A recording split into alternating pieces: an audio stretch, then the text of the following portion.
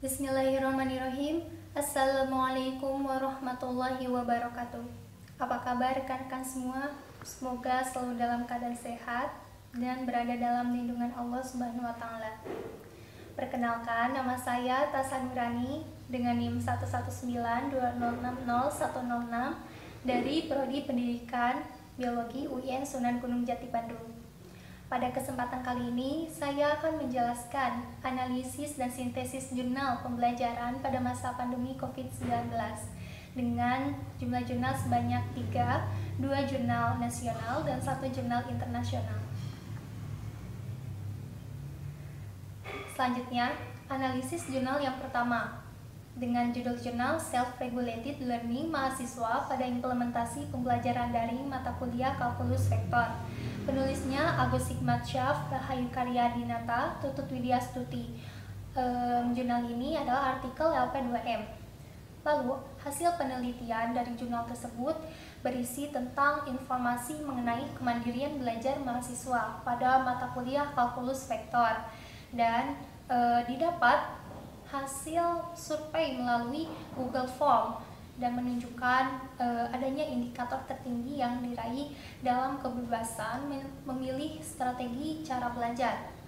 Nah, pemilihan strategi ini disesuaikan dengan mahasiswa pada pembelajaran daring yang memungkinkan mereka dapat mencari sumber bahan belajar dari mana saja selain dari yang diberikan oleh dosen. Nah, akan tetapi berbanding terbalik terhadap indikator memonitor dan mengatur belajar mahasiswa. Mereka lebih menguasai materi yang diberikan saat berinteraksi langsung dengan dosen atau belajar secara berkelompok dengan teman sebagainya. Selanjutnya ada analisis jurnal yang kedua dengan judul jurnal Penggunaan Software dalam Pembelajaran Kampus di Masa Pandemi COVID-19, Studi Literatur. Penulisnya Ananda Nurul Ikhwan dengan jenis jurnal ilmiah. Hasil penelitian dari jurnal tersebut menjelaskan tentang aplikasi yang populer digunakan dalam pembelajaran daring pada masa pandemi COVID ini, yaitu terdapat 6 macam, diantaranya ada Zoom, Google Classroom, Google Meet, Webex, Skype, dan WhatsApp Group. Nah, aplikasi ini pun memberikan fitur-fitur seperti memberikan layanan video konferensi, kelas online, pengunggah dokumen, dan sebagai sarana komunikasi atau diskusi. Selanjutnya, ada analisis jurnal yang ketiga dengan judul jurnal COVID-19, 20 Countries Higher Education Intra-Period Digital Pedagogy Response. Dengan penulisnya Joseph Crawford, Karen Henderson Butler, Jürgen Rudolph, Matthias Klowatz, dan jurnal ini adalah Journal of Applied Teaching and Learning. Nah, hasil penelitian dari jurnal ini yaitu berupa respon dari beberapa universitas yang terdapat di 20 negara, yaitu merespon tentang keberlangsungan pembelajaran selama pandemi COVID-19 ini. Secara keseluruhan, pihak universitas ini bergerak cepat dalam mengalihkan yang asalnya pembelajaran dilakukan di suatu gedung atau kampus, sekolah, kemudian dialihkan ke pembelajaran online di rumah. Nah, proses transformasi digitalisasi pendidikan di hampir setiap universitas di 20 negara melakukan pembelajaran melalui suatu aplikasi atau program yang tentunya menyediakan kelas virtual atau kelas online dengan berbagai fitur seperti video konferensi, mengunggah dokumen dan PowerPoint, live streaming, fitur penunjang lainnya. Dan adapun aplikasi yang digunakan diantaranya ada Skype, Zoom, Webex, Moodle, Facebook, YouTube, Google Classroom, Webinar, Microsoft Classnote, Microsoft Teams Software, teknologi video whiteboard, Panopto, dan ada e-University oleh universitas di Uni Emirat Arab. Baik, selanjutnya ada pengelompokan hasil kajian. Nah, di sini saya mengelompokkan ke dalam dua komponen dari yang saling berkaitan atau dibahas dari satu jurnal dan jurnal lainnya. Yang pertama ada tanggapan mahasiswa atau universitas terhadap pembelajaran daring. Dan di sini terdapat pada jurnal yang ke-1 dan ke-3. Dan selanjutnya ada penggunaan teknologi sebagai media pembelajaran yang terdapat pada jurnal yang kedua dan yang ketiga.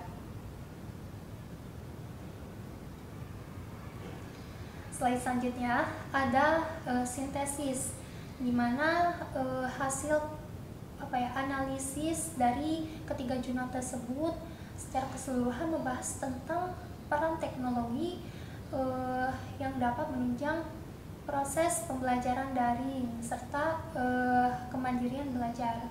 Nah, adapun di sini teknologi dapat dikatakan sebagai media pembelajaran yang memiliki peran penting dalam proses pembelajaran dan pengajaran, terutama pada masa pandemi COVID-19 ini yang tidak memungkinkan adanya pemberlakuan pembelajaran di sekolah atau kampus. Nah, jadi dengan teknologi ini proses pertukaran informasi, data, ataupun materi menjadi lebih efektif dan efisien. Selain itu, dengan menggunakan teknologi memberikan kemudahan dalam memperoleh ilmu pengetahuan seluas-luasnya dan berselancar menggunakan internet. Dan hal ini pun dapat dirasakan oleh seorang siswa hanya dengan duduk di depan layar monitor. Dan hal ini pun dapat dirasakan oleh guru dalam kemudahannya dan menyampaikan bahan materi dan dapat mengontrol penugasan yang telah dikerjakan oleh siswa. Akan tetapi, seiring cepatnya perkembangan COVID-19 ini membuat konsep pendidikan secara mendadak berubah menuju pembelajaran daring, sehingga siap atau tidak siap, penekanan terhadap kemampuan literasi teknologi harus dikuasai oleh setiap individu. Baik, di sini ada lanjutannya dari sintesis yang tadi. Kemandirian belajar pun menjadi komponen penting dalam menunjang literasi teknologi, karena pembelajaran daring ini tidak memungkinkan adanya pemantauan langsung dari guru ataupun dosen, sehingga peserta didik ini harus memiliki inisiatif dalam memenuhi kebutuhan belajarnya. Nah, karena itu dalam meningkatkan kedua komponen tersebut dapat diadakannya suatu pembelajaran melalui berbagai aplikasi atau program yang dapat membuat kelas virtual atau online. Nah, dari salah satu jurnal atau hasil penelitian menyebutkan ada aplikasi seperti Zoom, Google Classroom, Google Meet, WebEx, Skype, dan WhatsApp Group yang ada pada jurnal yang kedua tadi. Dan terdapat ketidaksamaan terhadap sarana dan prasarana serta kemampuan literasi teknologi, dan hal ini menjadi hambatan bagi setiap individu untuk mengikuti pembelajaran daring, dan sehingga menjadi pertimbangan terhadap nilai efektivitas pembelajaran.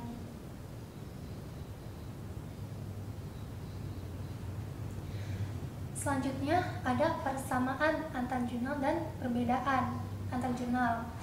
Nah, yang pertama ada persamaannya, yaitu mengenai implementasi atau tanggapan terhadap kuliah pembelajaran daring yang dijadikan sebagai bahan evaluasi dosen atau pihak universitas dalam memberikan pengajaran dan pembelajaran daring yang lebih efektif. Lalu ada perbedaan antar jurnal. Nah, perbedaannya ini terletak pada fokus penelitian dalam hal respon kemandirian belajar mahasiswa, lalu ada respon pembelajaran daring, dan penggunaan aplikasi pembelajaran daring. Lalu ada celah penelitian. Nah, celah penelitian dari ketiga jurnal ini terletak pada nilai efektivitas penggunaan teknologi berupa aplikasi yang menunjang proses pembelajaran daring. Nah, akan tetapi dari ketiga jurnal di atas belum adanya tindak lanjut terhadap pengembangan model ataupun strategi atau metode pembelajaran dari daring yang sesuai pencapaian atau keberhasilan tujuan pembelajaran. Mungkin cukup sekian yang dapat saya sampaikan. Saya mohon maaf apabila banyak kekurangan dalam penyampaian ataupun isi materi. Dan saya ucapkan terima kasih kepada dosen pengampu mata kuliah Media TK Pendidikan Ibu Sri Marianti MPD yang telah membimbing saya sejauh ini. Dan saya pun ucapkan terima kasih kepada teman-teman yang mungkin telah menonton video ini. Semoga bermanfaat. Saya pamit undur diri. Wassalamualaikum warahmatullahi wabarakatuh.